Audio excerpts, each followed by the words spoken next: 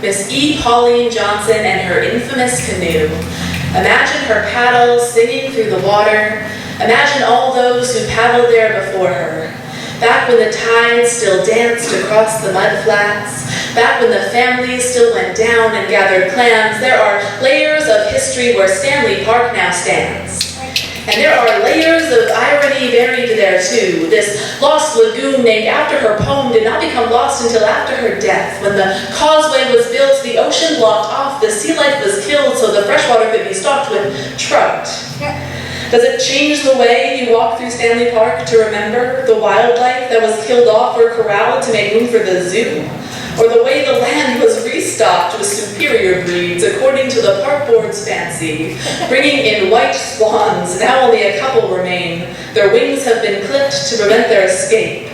Bringing in buffalo, it only lasted a short time, but it was the sort of attraction that made for great postcards, even bringing in gray squirrels. Now there are plenty, but the first few were flown in like celebrities all the way from New York City.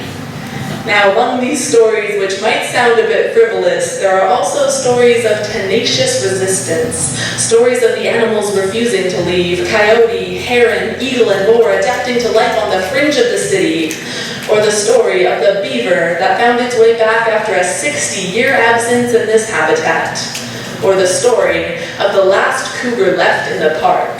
She used that zoo as her hunting ground until she was caught. She knew how to adapt to outlive all of her kin. She was only hunting in the zoo because all of the food had either been killed off or fenced in. I like to imagine that she enjoyed a grand feast before the bounty was placed on her head, before her body was placed on display in the province newspaper's front window case. Now, if these animal stories aren't doing the trick to paint the realities of urban displacement, then let's talk for a moment about the human element.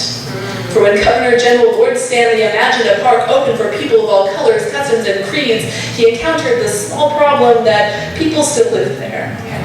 With village sites dating back thousands of years, most indigenous inhabitants had already relocated and pushed onto reserves in the surrounding areas. By the time the park opened, all that remained was some half-dozen families of mostly mixed ancestry living at Brockton Point until the Supreme Court got its way.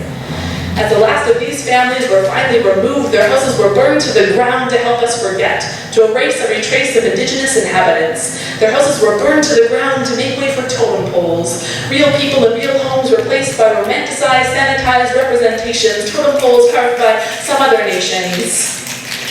Does it change the way you walk through Stanley Park to know some of these layers of history existing below the surface? To notice what has been sculpted and nourished and faked, and what else we've tried so hard to erase?